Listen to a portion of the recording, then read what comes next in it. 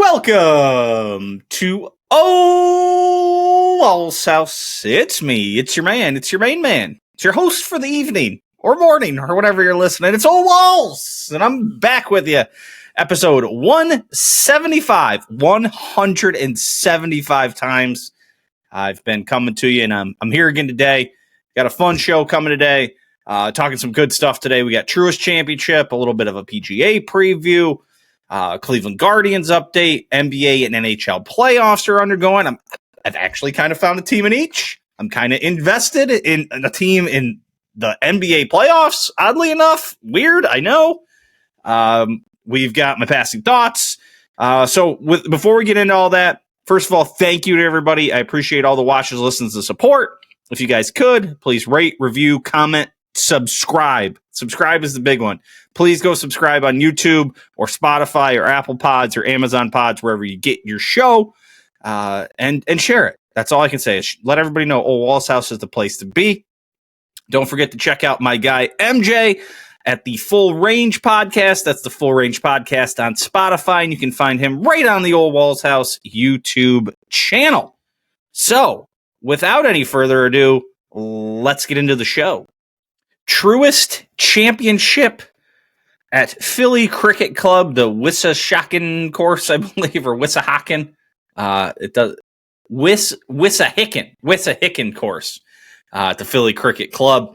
They like to tell you the oldest country club in America dates back to 1854, when some cricket players out of the University of Pennsylvania formed a club. Didn't have any property for like 30 years or something like that before they finally made their way to the golf course. But Sepp Straka, the big Austrian, is your winner. Wins by 2 over Justin Thomas and Shane Lowry. Sepp's second win on tour this year. He won at the Amex earlier in the year. He goes round 63, 67, 66, 68. I think everybody's worst fear about this place, Philly Cricket Club, older, classic Northeast course. Rory's talking earlier in the week, all you got to do is just bomb driver over everything. You know, I used to think about these different. I just would, I used to try and play these strategically, these, revamped old style courses. What I think he said, revamped classics or something along those lines. And after round one, it looked like that was going to be the case, as everyone's going to blitz the place. 63, 66, 64, 65, 65, 66, 66, 61 from Keith Mitchell. 67, 68, 67, 63, 60. Like, I'm just going down the leaderboard here, and it's just all of it is like 67 or below. And it looked like these guys may just absolutely torch the place. And 16 under. Not too crazy low when all is said and done. Got a little help from some weather on Friday. Wind was blowing kind of funky out there on Sunday as well. So yeah, it ended up holding up better than I think everybody's worst fear was, that it was just going to get completely blitzed and that these guys were going to take it really deep, and there was going to be no protection, and that these old classic courses can't hold up to something like this. So hey, it ended up holding up all right. So Sepp Straka is your winner. It was a fun one coming down the stretch, actually. Sepp actually bogeys 10 and 11. Shane Lowry's right there. Justin Thomas is getting himself into the hunt. JT had a birdie putt on 15 actually to tie the lead and just dead yanked it. He probably had more coming back than what he had on the putt itself. He had 4 feet, 3 feet, 9 inches on the putt for birdie, and he had 6-10. 2 and 11. Sorry, I'm trying to read through my light here. I apologize. 2-11 on the way back. So not all the way the same, but he had a lot coming back. That would have tied him for the lead, but I think right then Sepp Straka ended up making birdie himself on 15 when he got there. JT was in the group ahead, so it would have stretched him out. And then JT ends up making bogey on the following hole to fall to 2 back. He did end up birdieing 17 to give himself a chance coming down the wire. Shane Lowry, tough finish for the big fella. Bogey's 16, birdie's 14, and then bogey's 16 and 18 coming in. 3-Wham's 18 from like 20 feet. Had a putt that would have tied him with Sepp Straka, who had already putted on 18, and then missed the par putt. Turns out the par putt didn't matter. Maybe it frees Sepp up a little bit, but didn't matter. Sepp makes his putt. Lowry was going to be one back had he made par on the 18th no matter what. Bogey looks bad, but the bogey on 16 is ultimately what did him in. The 14th hole out there was really cool. 95 yards is all it played on Sunday. And it was fun to watch that. I enjoyed what I saw at Philly Cricket Club. And I hope it's a call that we can get more of these courses back in the rotation. And they're going to have to play them all as like par 70s. Par's an irrelevant number, so that's fine. They're just going to make, one of the par 5s that members play a par 4. Again, par's an irrelevant number. If 4 is a good score on the hole, 4 is a good score on a hole. It doesn't matter if we call it a birdie or a par. So I hope we get more of these. I know we're in the midst of golf ball rollback discussions, and that's coming. And the PGA Tour has said that they weren't going to partake in it. But, there's no doubt that these classic courses are classic and awesome for a reason. We're going to one next week. Not next week. At the next major at the U.S. Open at Oakmont. And that place is awesome. Granted, they've had the ability to stretch that place out. But these places are sick, and the green complexes are sick. And, they didn't even have these things rolling crazy fast. I think they were worried about some wind. And also, wind. If you're forced to play golf in the wind, it gets a lot tougher. I mean, look at places that they play the British Open at. I mean, they tear them up and shoot 20 under par when the wind and the rain's not there. When the wind's blowing and the scores can get down to, into single digits under par. So if we could just turn the wind on every time professional golfers had to play golf, that would be awesome. And if we could, keep these old classics in the rotation, that would be awesome. But back to the guy, the winner, Sepp Straka. Like I said, second win this year. He won at the Amex earlier this year. Not a crazy, crazy tough tournament, but like the guy's been playing some good golf lately. Partner event last time he played at Zurich, T12, T13 at RBC. Had a rough time at the Masters. Missed the cut there. 28th at Valspar, 14th at the Players, 5th at the Arnold Palmer, 11th at the Cognizant, 15th at Waste Management, 7th at Pebble Beach. That was a signature event. 15th and 30th out in Hawaii, and then the win at the American Express. So, I mean, that's a nice year. I mean, 2 wins, 12 cuts made, 4 top 10s, 10 top 25s. Like, that's good playing. This is his 4th win since 2022. He also lost in a playoff twice in 2022, which is something to keep note of. So, like, the guy's been playing well. Is this going to translate more into majors? He's only top 10 2 majors in his career. He missed the cut at the Masters, missed the cut at the PGA last year. I'm very interested to see if he can translate this into some major success. I don't know if the PGA is going to set up well for him. Why have I totally just lost the thought of the name of where they're playing the PGA at? I have to look that up. But I think that's Quail Hollow. Thank you. I think Quail Hollow is a little long. That moves him a little outside. I don't think he is the longest hitter on tour, so I don't know that Quail Hollow sets up for him. He gains a ton of strokes off the tee because I think he doesn't gain a ton of strokes. 56. He gains, 0.2. That may have been just this week. Is that just no? That's all. That's all here. Approach is where he fills it. Second in approach on the year, gaining almost a stroke on the field. What's his distance? Yeah, driving distance, not very long. 137th on tour, 295, which is crazy. Crazy that 295 is 137th on tour. By the way, I am all for the golf ball rollback for pros. I think for amateurs, it's dumb. Amateurs don't hit the ball far enough to need to worry about it.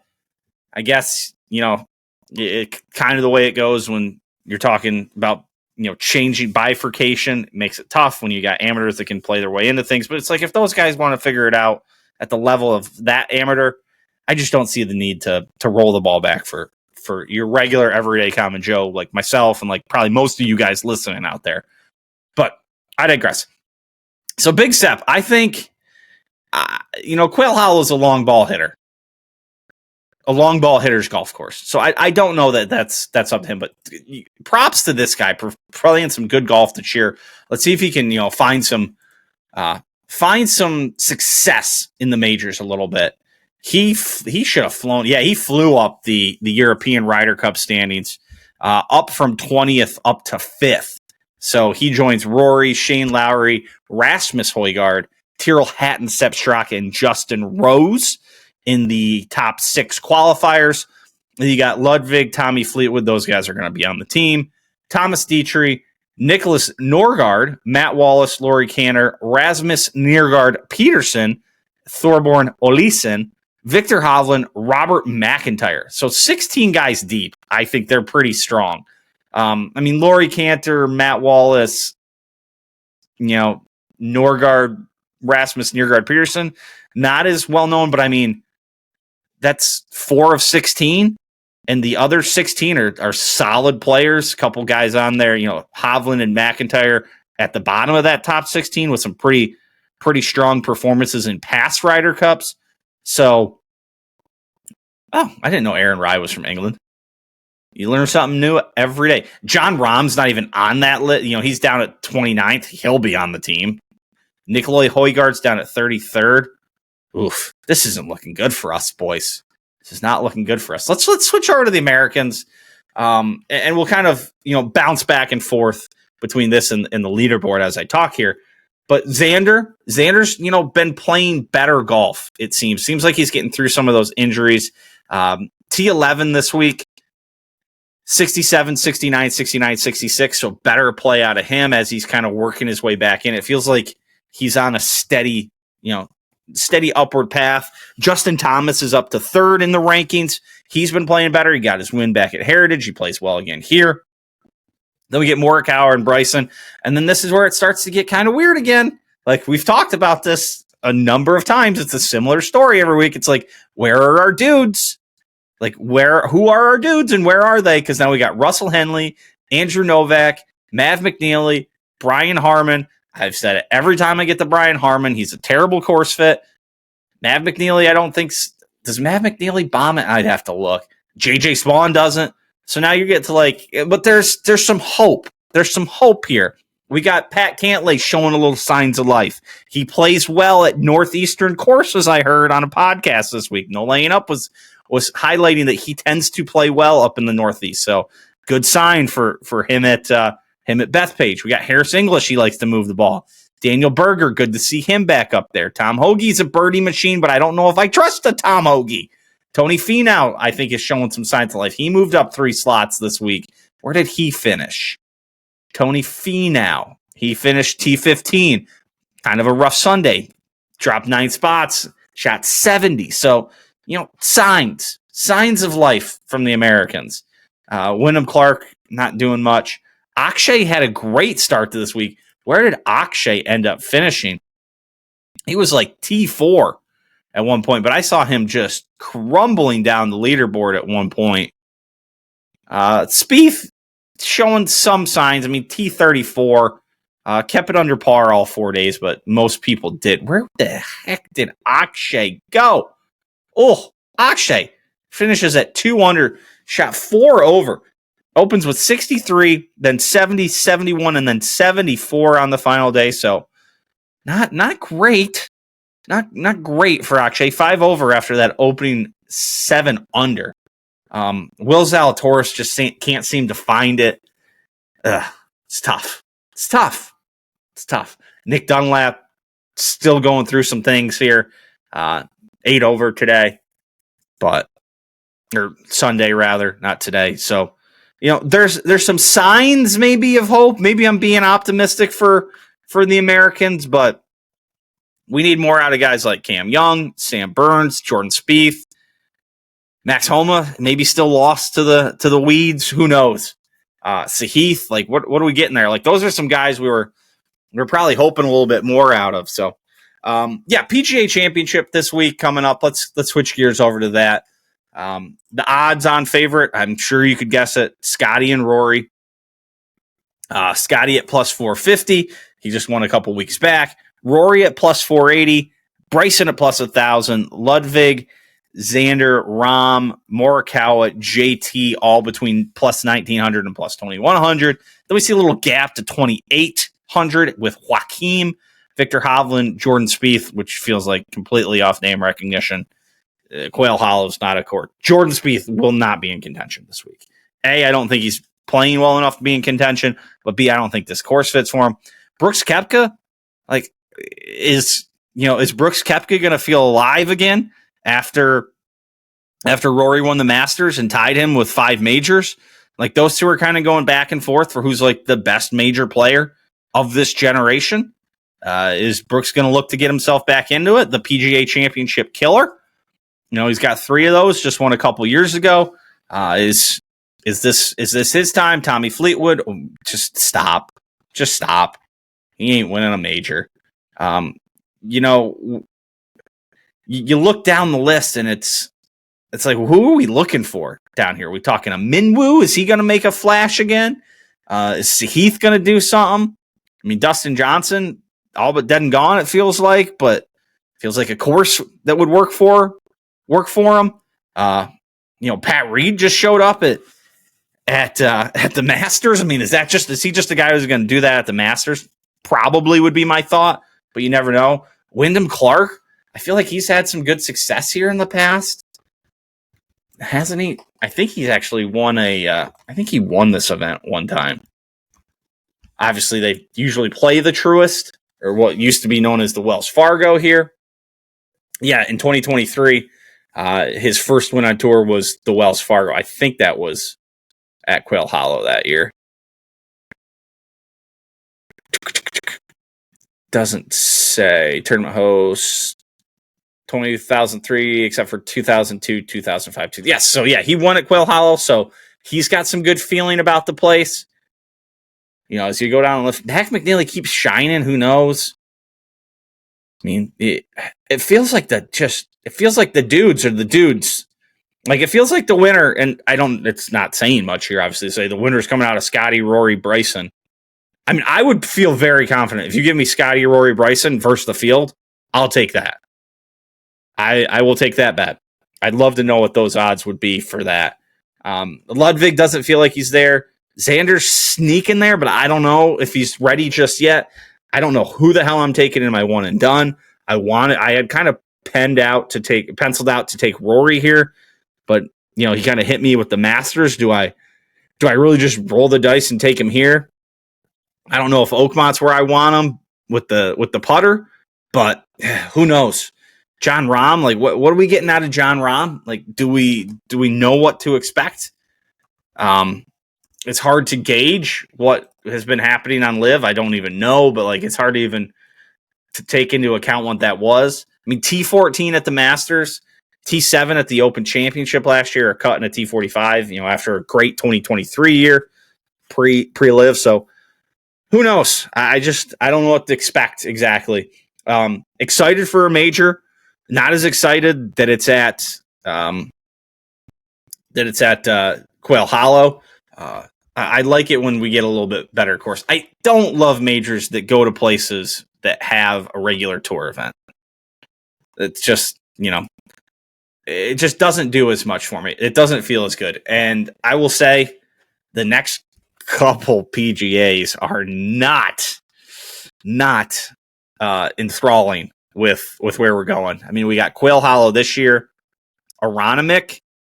We haven't seen Aronimink in a while. They had the PGA Tour event there for a little bit, but again, kind of, it's like, is that what we want? PGA Frisco in 3 years or 2 years. That'll be interesting. Brand new place. PGA's kind of made their headquarters out there, that Texas location. Olympic Club, I think, is going to be a good test, but like Baltusrol, Congressional, whatever. Like, they've remade it, so maybe I'll give it. And then Kiowa out in 2031, and then a couple not award before they go back to PGA Frisco in 34.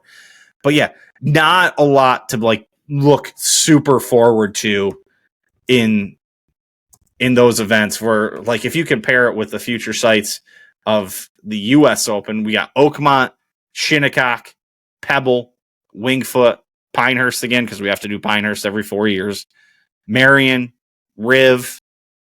Granted, Riv does host a PGA Tour event, but, like, that's a great golf course. Pebble, Oakmont, Oakland Hills, like, whatever. So, like, that's really kind of the rotation for them is you're getting a lot of Pinehurst, you're getting a lot of Shinnecock, you're getting a lot of Oakmont over the next few years. And actually, where do they go? Anything interesting snuck in here? There's the Country Club again in 38, LACC again in 39. Marion's in there a couple times. I am very interested. I mean, they got Marion all the way out in 2030. So, I mean, that's golf ball rollback. Maybe they've rolled it back again. They got it again in 2040. They actually have it again in 2050, so that gets it every 10 years. The most wild thing is they have Oakland Hills booked out to 2051. Like, Oakland Hills, like, I've never been blown away, but I'm just lost in the weeds here. So, PGA Championship, I'll make my pick. I'm gonna stand on principles here. Scotty Scheffler gets it done. Rory's involved. Bryson is involved. And Brooks is almost involved. Like, he's hanging. And then I'm going to let's take one kind of flyer here. Cam Young is on the periphery as well. He's just there. He's never threatening. And Harris English plays a good round early. Isn't a factor late, but plays a good round early. You can take that stuff to the bank. All right, let's move on. Cleveland Guardians time. Kind of a tale of two series, really. And oddly enough, I'm almost more hopeful with what I saw in the series we lost against the Phillies versus the win against the Nationals. You know, just to backtrack back to Tuesday, Guardians lose 9-10 against the Nats, win 9-1. They ended up playing a doubleheader on Tuesday, so win 9-1 in the second game. Wednesday, win 8-6. So score a lot of runs. So what's that? 26? Yeah, 26 runs. Give up 17 over that stretch. Now in the Phillies series, shut them out on Friday, 6-0 win. Good deal. You get a nice performance out of Gavin Williams, 5 innings, 8 strikeouts. You get Tim Herron, Hunter Gaddison on the backside to finish it up. Then on Saturday, lose 7-1. So tough. Give up 7 runs. But Tanner Bivey gives you 7 innings, 1 earned run, walks nobody, only gives up 5 hits. Joey Cantillo ends up getting just hammered in the 8th. I mean, it's what happened. It happened, but like starting pitching, some depth, 7 innings. And then last night, Sunday Night Baseball, they lose 3-0. But again, some depth out of starting pitching. I love these Luis L. Ortiz in this. Goes 6 innings, only gives up 1 earned run, strikes out 9, only walks 2. Tim Herron gives up a couple runs in his relief performance, but basically the bats just weren't there against Philly. And obviously they went up against Wheeler on Sunday night. So, you know, that happens. And who'd they go up against on Saturday? Ranger Suarez, who threw a nice game himself. And obviously Philly's a very good team. And you'd like to see, you know, better than, you know, losing the series. But like I'd been saying, we got to get more out of the starting pitching. And it was nice to see that. If, you know, you don't want to be bitching that, like, hey, your pitching's not there when you're scoring all these runs. It's a weird thing to be like, oh, is it better to have, you know, great pitching and no batting, or great batting and no pitching? It's like, well, if you have to choose between the two, it feels like great pitching can get you to the playoffs, and then anything can happen. And you can win a series and just do some weird things, and, you know, crazy stuff can happen in playoff baseball. But, you know, so I am weirdly optimistic coming out of the loss in a 3-3, you know, week, we maintain a 2-game lead in the wild card, still just 2.5 back of the Tigers. Luckily, they lost their last two games they've played, so they didn't really get out away from us. So, all in all, I'm okay with a 3-3 week, better than I thought I would be. They probably should have won that game against the Nats. So take that for what it is. We got a little interleague week coming up. We got Brewers coming into town. That game starts literally any minute now. I love MLB Blackout that I'm going to have to find some stupid way to maybe try and get a free trial of. I think the Brewers are on like some FanDuel network now. So I'm going to have to find some dumb way to get a free trial of that, try and download some stupid app on my TV just so I can watch the game a little bit. So we got a 3-game set of that because I'm going to be blacked out. Awesome. Just fantastic. And then they got the Reds. They head to Cincinnati to close out the week, off day on Thursday. Tough one. They've played a lot of games, in a short stretch with the doubleheader on Tuesday of this past week. So hopefully they can keep it going. Who do we got on the bump tonight? Who do we got? Oh, this one doesn't tell me. I'll have to look over here. Who's on the bump tonight? Ben Lively. Ben Lively up against Freddie Peralta.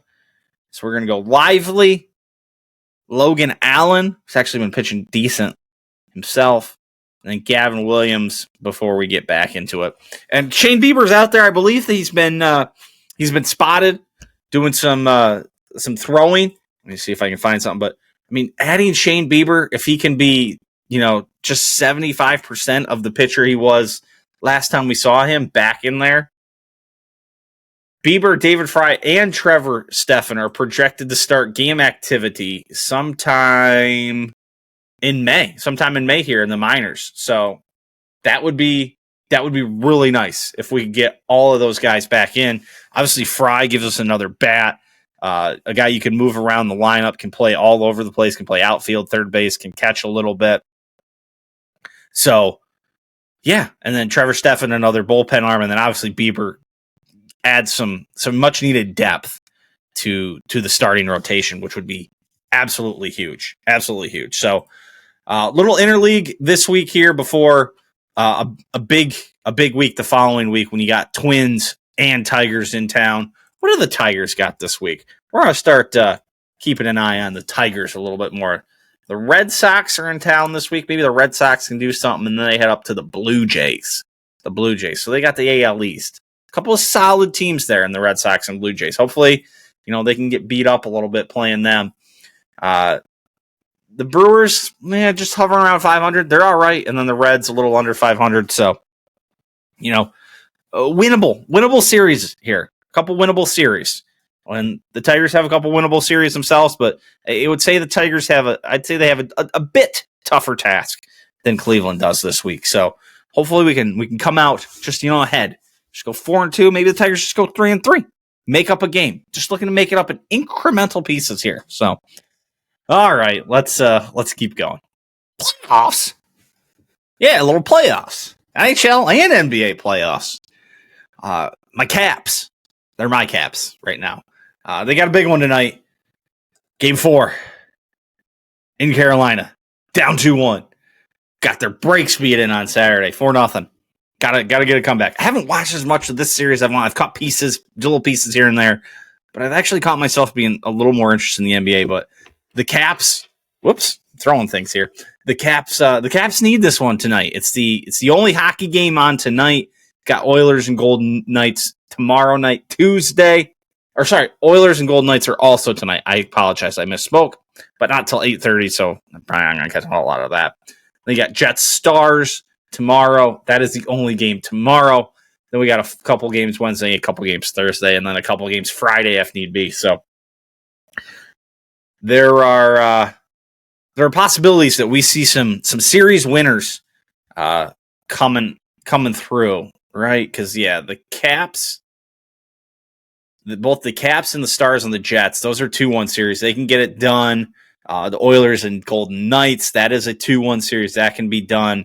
The Panthers and the Maple Leafs will for sure be playing at least a game 6, so they can go till Friday. But pretty much everything in this round is going to be finished up by Sunday. Caps could fall to Monday of the following week as well. But just a little recap where we're at. Stars lead 2-1 over Winnipeg. Edmonton leads 2-1 over Vegas. The Carolina Hurricanes lead 2-1 over my Washington Capitals, and Florida and Toronto tied up at 2-2. 2-2. So some close things could get closer. But like I said, I've actually found myself very interested in the New York Knickerbockers. The New York Knickerbockers hold a 2-1 series lead over the Boston Celtics. They play tonight. Game 4, second game in New York. First game back in New York did not go well for the Boston Celtics. Home floor seats going for something like $87,000. And it was a blowout. 115-93. Celtics took a 16-point first quarter lead, and it was never a game after that. Pretty balanced scoring, which I think is pretty standard for the Celtics. 22 from Tatum, 19 from Brown, 15 from Horford, 17 from Derek White, 23 from Peyton Pritchard, whoever that is. Don't know who that is. But the game, first of all, game 1 was fun, too. That one went to overtime. But game 2, the Knicks came back from being 14 down or 12 down in the fourth quarter. And Jalen Brunson was just a stud late. Karl Anthony Towns and Josh Hart gave him good scoring. But I've fallen in love with this Knicks team. They're gritty, they're scrappy, they're the underdog. They're up 2-1 right now. If they could find a way to get one more tonight before they leave, they're 6.5-point dogs again at home. But man, if they could go back to Boston 3-1, I'm pretty sure they go 1-2-2, 1-1-1 in all these playoff series. But I don't know. Is Steph Curry playing? I know the Warriors. He was out last game. What's his status? Hamstring injury. New report on Steph Curry's next step to return. What do we got here? Lost Steph Curry. Hamstring injury is still uncertain. Yeah, tell me something we don't know. I'm told his progression going into Monday was really like jogging some movements. Like, he ain't playing anytime soon. They got to win. They got to find a way to win without him. I don't know if that can be done. Don't know if that can be done. They trailed 2-1. If this thing gets to 3-1, they play tonight as well. 9 p.m. That my time? That's my time. That's late. Yeah, if they can't win, if they get down 3-1, that's all but over. Nuggets, Thunder, those guys are in a dogfight. They're going back and forth. The Thunder in game 2 scored 149 points, though. That's crazy after the Nuggets eked one out. Then in game 4, neither of them broke 100. Just wild. Just back and forth. They've just exchanged wins pretty much the whole way. Yeah, not pretty much the whole way. They have exchanged wins the whole way. That's pretty much been the best playoff series so far, I think. I can't tell you for sure, but I think. Then we got Cavs, Pacers. Indiana's taken a commanding 3-1 lead. They can close that thing out tomorrow. But, like I said, I'm on board the Knicks train. I know it's an uphill battle. I know I've probably cursed them by jumping on the train after seeing them be gritty and, kind of liking Jalen Brunson knocking down the game winner back against the Pistons to close them out. But I'm in. I find myself watching NBA basketball a little bit, which is pretty wild. So yeah, that's what I got about the playoffs. All right, let's move on. Time for some passing thoughts. Let's start with this one. I saw this. I don't think I talked about this last week, but if I did, I apologize. It's a list of video games, and the light's really probably going to screw it. So I'm going to read these all out, so it's no big deal. But these were games that came out basically from like 2004 to 2005. Just listen to the incredibleness of these video games that came out like in my very formative years, like 12, 13, 14 range. ESPN 2K5. I think the first SmackDown vs. Raw. NCAA March Madness 2005. I didn't have that one because I had ESPN College Hoops 2K5. I played that game not that long ago on PlayStation. Still holds up. There was a Dragon Ball Z on here. Jar 3. I don't know what that one was. Fight Night 04. Great game. Red Dead Revolver. Tony Hawk Underground 2. Awesome. Metal Gear Solid 3. Is that a Need for Speed? Yeah, Need for Speed Underground 2. There's a Mortal Kombat in there. Some other one I'm not sure of. MVP Baseball 2004, which was an incredible game, probably the best baseball game ever made to that point, and still one of the best games. Madden 2005, I believe that was when it introduced owner's mode into Madden. That was a phenomenal game. So I had SmackDown Raw, ESPN 2K, played a ton of Tony Hawk's with friends. Did I have that MVP? I don't know if I had that MVP. I had Madden 05. Fantastic. Like I said, one of, if not the best Maddens ever. Half-Life, NFL Street, played a ton of that. Halo 2, didn't have it, but played a ton of that with friends. Call of Duty, Finest Hour. Grand Theft Auto, San Andreas. NCAA Football 2005, which was one of the best editions of that ever. NBA Live 2005, I had both of those. I believe NBA Live 2005 was the first one with the dunk contest. That was fun as hell. Def Jam Fight Night, or Def Jam Fight for New York. I remember hearing about that, but I didn't have it. And then NFL Street Volume 2. Like, what a great lineup of games those were. Just incredible. Absolutely incredible. Those games are awesome. What a great time to be alive. What a great time to be alive. Saw this one. I believe this was Barstool posted this one. Barstool Gambling, to be exact. They give you $15, and you could go to some events. Some $5 events were the Masters, the World Cup, Super Bowl, Army, Navy, Kentucky Derby. $4, Duke UNC, Stanley Cup, Wimbledon, Michigan, Ohio State, football, Duke UNC basketball, World Series. For $3, you got Daytona 500, Final Four, Rose Bowl, AFC NFC Championship, the Ryder Cup. Then for $2, you got Packers game, Red Sox game, Cubs game. Cubs game, overrated. I'm just going to stand on principle here. The Cubs suck. Hate the Cubs. But Cubs games are overrated. The stadium's a piece of shit. I know it's old and it's historical. The concourses suck. The seats are small. They're not even like facing the right way. It's a disaster. And I know like the in the neighborhood stadiums are cool when you get there and there's all the stuff right around it. It's really nice. But it's a fucking disaster getting in and out of them. Okay, that's it. Notre Dame also on the $2 list. NBA Finals, then $1 Maui Invitational, Iron Bowl, NFL Draft, Little League World Series. Been there. Little League World Series is great. Great value at $1. Great value. And then Frozen 4. So I just went right down the list. I went one out of each. You didn't have to do this. I consulted some friends, did some different things.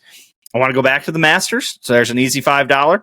I want to go to a Duke UNC game. I actually want to do that at Cameron. I would rather go do that at Cameron Indoor than go to a Duke UNC game at the Smith Center. That said, I'll take either one. For $3, I want to go to one Ryder Cup. I want to go to a Ryder Cup in America. Is it probably overall a better viewing experience to watch it on TV? Yes. But you got to go to one. Like, that's something you just got to get to. Like I said, don't need to go to a Cubs game. I don't need to go to a Notre Dame game. NBA Finals doesn't really interest me. Been to a Red Sox game. I'd like to go back. I have a feeling that's probably going to have a similar feeling to a Cubs game. But the Red Sox, I don't know. Red Sox game feels better. But Packers game, I'd anytime you can go to a Packers game, sign me up. And then Iron Bowl would be cool. NFL Draft, I'd like to experience. I don't feel like I need to go out of my way for it. I'd probably miss my chance that it was here in Green Bay. I'm okay on Frozen 4. Maui, you get a bunch of basketball and you're in fucking Hawaii. Hard to beat that.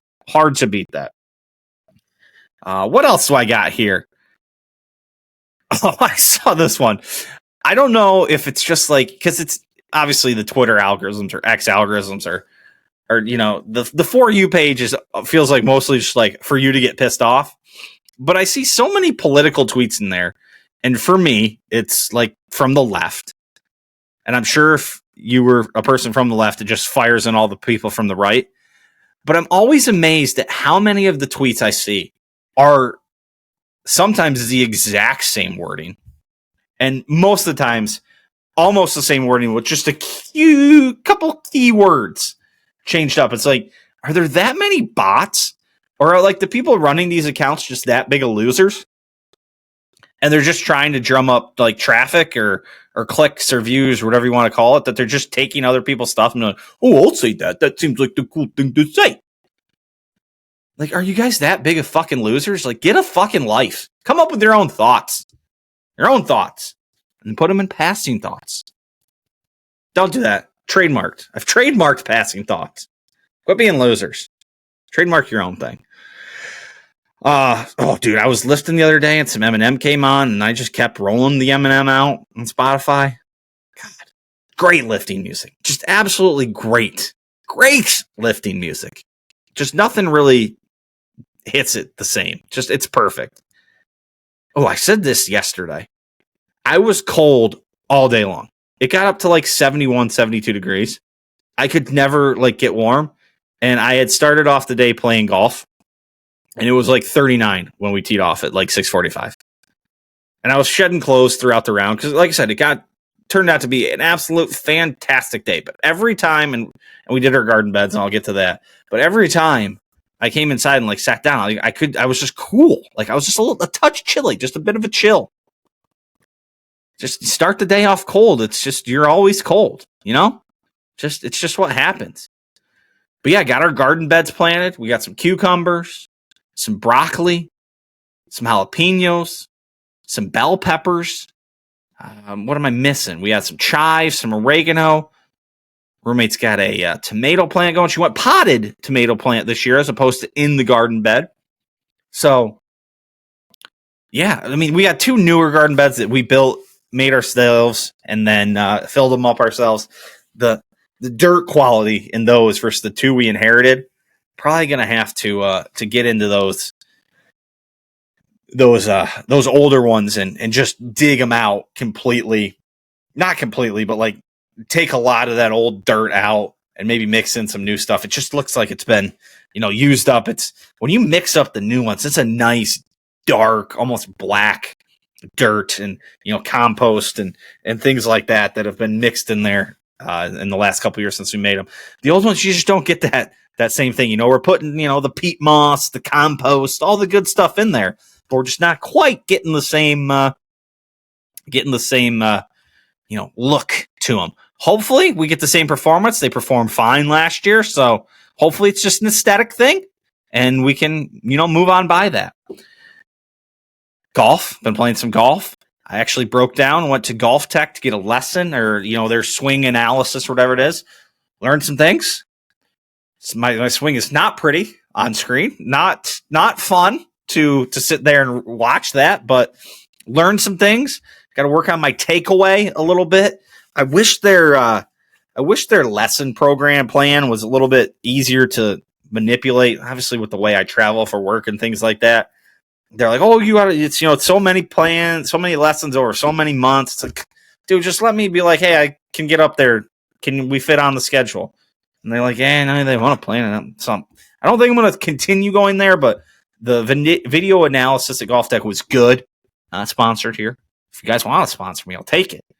But it was good. It's just I wish there was more flexibility with the plan. So I'm really trying to get some better instruction and not just do it all myself this year. I got some flaws in my golf game, obviously. If you've seen me play, there's many. The biggest is I've got a two-way miss with the driver going. I'm hitting the driver like shit. I'm back into the stack, so I'd lost some speed post knee surgery. So trying to get that back, get some control over the big dog, because if I drive it well, I can play well. I mean, that's not the craziest theory, but like my game goes how my driver goes. When I play with people who hit the driver well consistently, I'm just like, God damn it, I wonder what that's like. I just wonder what it's like. And then Backlash. I caught a couple of matches of Backlash. I think I just watched the last two. I saw the McAfee versus Gunther match. First of all, McAfee can go. Like, the dude looks good out there for a dude who's not a professional wrestler. He's been in the ring a couple times, but like, it's not his day job. It's not his everyday thing. He puts on a good performance. He looks pretty natural. He tripped himself up on the rope to one time, but just bounced right back up and went into it. I thought the match was set up incredibly well. Told a nice story. Gunther had every chance in the world to beat him. They kept being like, McAfee might do it, man. No. Michael Cole's getting involved. His shirt's coming untucked. McAfee got chopped to all hell. It was good. And then Cena versus Orton, and I wrote in my notes, this fucks. I don't care. You can't tell me I'm wrong. And I loved every minute of it. I was sitting on my couch, just watching Cena and Orton, making me feel like a young man. We get RKOs for absolutely everybody. R-Truth comes in and makes the save because why not? Just fuck it. Mr. Official Chad Patton with a perfect time to get back into the ring after being knocked out for about 87 straight minutes. Cena delivers the attitude adjustment to Truth in the post-game presser. I loved it. I'm all in on Cena and his title run here. And big pop for Orton in St. Louis. So I'm keeping my eye on Mr. Cena down the stretch here. All right, let's go wrap this thing up. Closing time, everybody. Once again, just thank you, everyone, for your support. Thank you so much. I appreciate it. So thank you. Back next week, PGA Championship recap. I'm hoping to get the boys back again, Slano, Wader, and Bucky. Just got to coordinate some schedules. Hopefully we can get that done. If we can't get all of them, hopefully we can get at least a couple of them. We're going to try and do that after every major. We're going to try. 4 people's a lot of schedules to coordinate when it's none of our jobs here. We're just all kind of winging it, and those guys especially. But yeah, going to try and do that. More playoffs to talk about. More weird shit will come up in my life. So, but PGA Championship, big one to break down next week. Don't forget MJ Full Range Podcast on Spotify. You can also find him on the Ole Walls House YouTube channel. So until next week, peace.